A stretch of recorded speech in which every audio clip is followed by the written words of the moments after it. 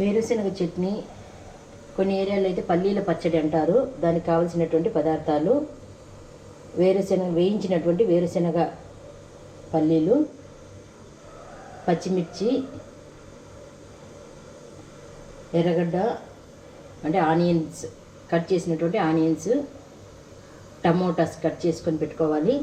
చింతపండు నిమ్మ సైజులో చింతపండు తీసుకొని మనము నానబెట్టుకొని పెట్టుకోవాలి. ఇప్పుడు పచ్చడి చేసే విధానం: స్టవ్ మీద బాండ్లీ పెట్టుకొని 1 స్పూన్ ఆయిల్ వేసుకోవాలి. మొదట కట్ చేసుకున్నటువంటి ఆనియన్స్ను వేయించుకోవాలి.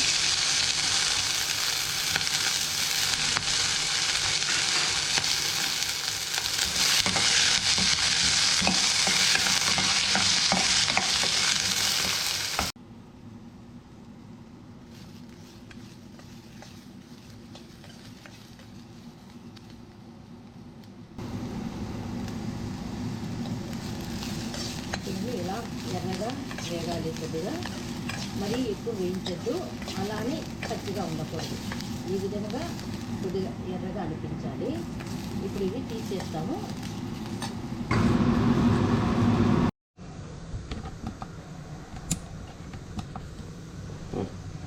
ఆనియన్స్ తీసేసి 1 స్పూన్ ఆయిల్ వేయాలి. ఇప్పుడు మళ్ళీ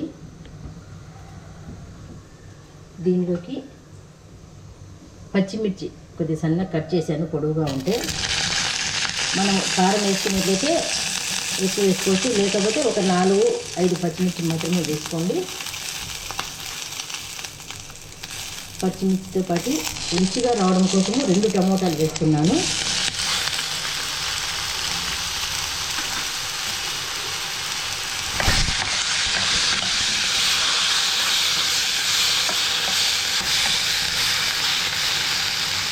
కొద్దిగా బాగా మగ్గనివ్వాలి.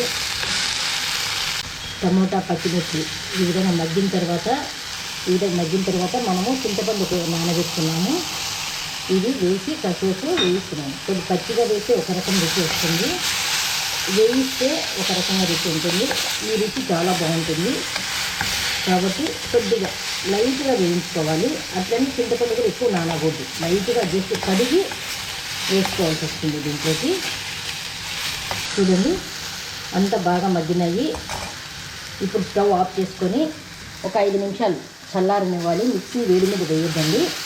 5 నిమిషాలు చల్లారనిచ్చేసి మనము మిక్సీ వేసుకున్నాం.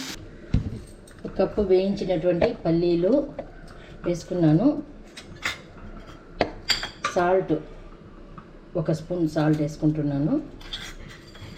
ఈ ఫస్ట్ మిక్సీ పట్టిన తర్వాత మిగిలినటువంటి ఐటమ్స్ మనం వేసుకుందాం. ఉప్పు రాకుండా ఉండడం కోసము జస్ట్ 2 సార్లు అట్లా మిక్సీ గ్రైండ్ చేశాను.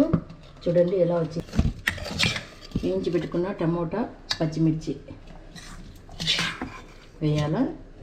చింతపండు, టమోటా, పచ్చిమిర్చి 3 వేయించుకున్నాము. ఇది అంతా వేసి ఒకసారి గ్రైండ్ చేయాలి.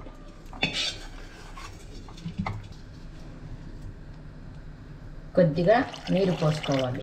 పోసుకొని మళ్ళీ తిరిగి గ్రైండ్ చేస్తాం.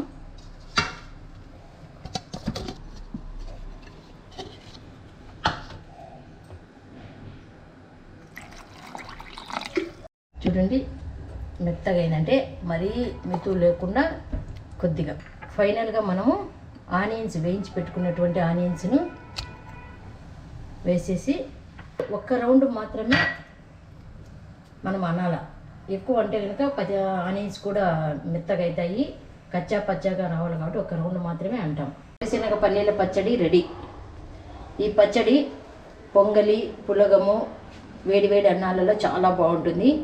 మీకు వేరుశనగ పచ్చడి నచ్చినట్లయితే లైక్ చేయండి, సబ్స్క్రైబ్ చేయండి, షేర్ చేయండి.